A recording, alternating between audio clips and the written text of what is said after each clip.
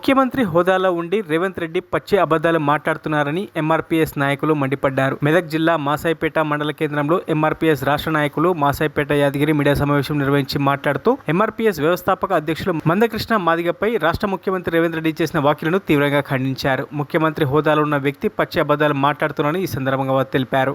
చేస్తామని చెప్పేసి రేవంత్ రెడ్డి గారు అనడం అని అది దయ్యాలు వేదాలు వల్లించినట్టున్నది. గతంలో 10 సంవత్సరాలలో కేంద్రంలో అధికారంలో ఉన్న కాంగ్రెస్ పార్టీ ఉషా మెహ్రా కమిషన్ ఏర్పాటు చేసి కమిషన్ రిపోర్ట్ ఇచ్చిన తర్వాత వర్గీకరణ చేయాల్సిన అవకాశం ఉండి అధికారం ఉండి కూడా చెయ్యలేదనే విషయాన్ని మర్చిపోవడం అది సిగ్గుచేటు.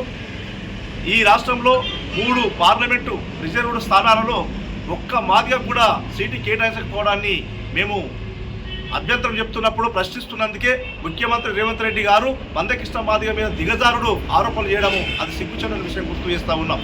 మరి మందకృష్ణ మాదిగ గారిని జైల్లో పెట్టినప్పుడు నేనే అండగా ఉన్నా అని చెప్పేసి ముఖ్యమంత్రి హోదాలో విర్రవీగుతూ చెప్పినటువంటి మాటల్ని తీవ్రంగా ఖండిస్తూ ఉన్నాం.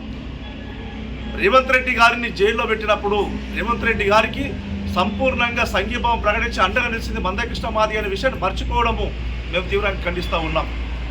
ఏది ఏమైనా ఎస్సీలను ఏబీసీని వర్గీకరణ చేస్తామని చెప్పి చుట్టూ మాలకోటలను నియమించుకొని కరిగే ప్రధానమంత్రి అయితే వర్గీకరణ చేస్తాడా?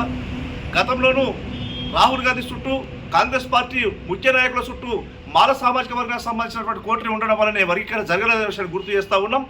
రేపు కాంగ్రెస్ పార్టీ కేంద్రంలో అధికారంలోకి వస్తే కరిగే ప్రధానమంత్రి అయితే మాల సామాజిక వర్గానికి సంబంధించిన వ్యక్తి మాదిగలు అనిచేస్తాడు తప్ప వర్గీకరణ చేస్తాడని నమ్మకం లేదు. వర్గీకరణ చేస్తాడని దానికి నిదర్శనం లేదు. కాబట్టి అది ఖచ్చితంగా మోసం జరుగుతుందనే విషయాన్ని గమనించిన మాదిగలు కాంగ్రెస్ పార్టీకి దూరం అవుతున్నందుకే ముఖ్యమంత్రి డైలమాలో ఉండి ఏం మాట్లాడారో తెలియక కళ్ళు దాగిన కోతి లెక్క అనుచిత వ్యాఖ్యలు చేయడాన్ని మేము తీవ్రంగా ఖండిస్తూ ఉన్నాం.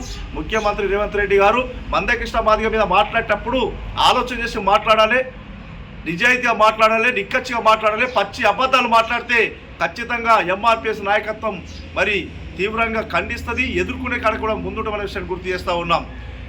ఆరోపణలు చేయడంలో పచ్చి మోసాల మాటలు చెప్పడంలో గత ముఖ్యమంత్రి కేసీఆర్ను మించిపోయిన రేవంత్ రెడ్డి అనే విషయాన్ని మేము తీవ్రంగా ఖండిస్తూ ఉన్నాం. ఈ వైఖరి మార్చుకోవాలని చెప్పేసి కూడా సూచిస్తూ ఉన్నాం.